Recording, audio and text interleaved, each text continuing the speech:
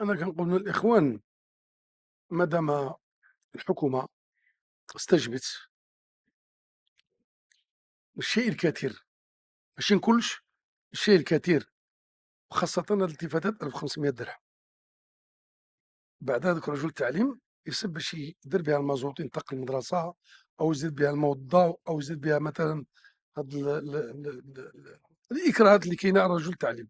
أنا كنقول رجل التعليم مهما عطيناه يبقى الخصص، لأنه هو الركيزة الأساسية ديال البلاد. المرأة المعلمة اللي كتسمح في الراجل وتسمح في العيال وتجي تقري ديك الوليدات يرى لها الجميل، هذه تحسب لها.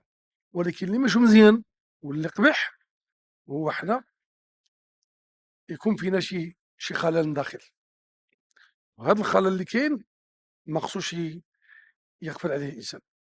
كاين خلل 1500 درهم راه ماشي سهله في هذه الظرفيه اللي حنا كنعانيو من حدد عدد الاكراهات وعندنا التزامات. كنعانيو من الاكراهات وعندنا التزامات كثيره. خصنا 120 مليار غير الزنزل ديال الدرهم، تجي سالعه بالفم. خصنا الالتزامات مع القطار السريع من المغرب لاسبانيا ومن الدار البيضاء لمراكش نكادير. المواعيد عندنا التزامات في المونديال، عندنا التزامات في الغاز اللي ما يجي من نيجيريا، عندنا واحد العدد التزامات بالبلاد. خصنا نقدروا هذا الشيء، وبعد ما عاد توفر هذه الالتزامات هذه عندكم مردوديه. البلاد عاد تعرف واحد التحول، راه مني ولا الخير موجود عاود ثاني. راه هذا الشيء ماشي تقاضى.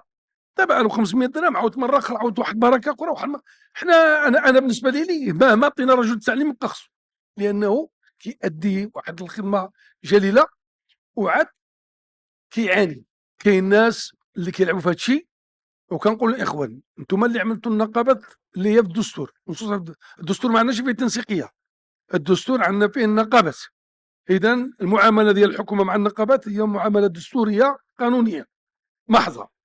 الاخوان ديال التنسيقيه من يجي المره هذا يعاود يديروا النقابه ديالهم ويترشحوا ويديروا عاود ثاني.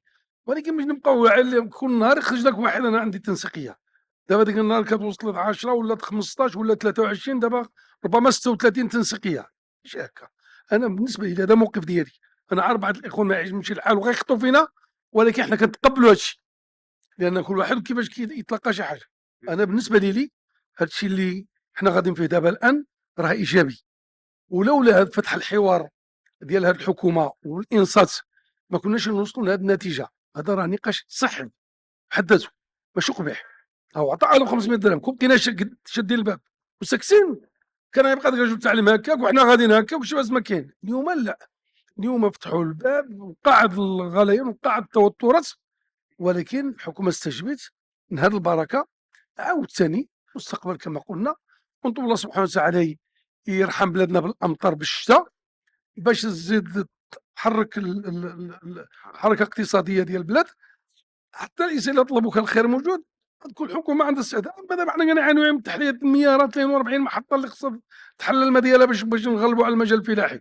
الدوله ناض كتزيد بمطيشه 7 ملايين في القطر باش تقول له وجد مطيشه، لانه مطيشه وقع فيها مشكل في اكادير، راه وقع شبرا فيروس وراح ترقيص.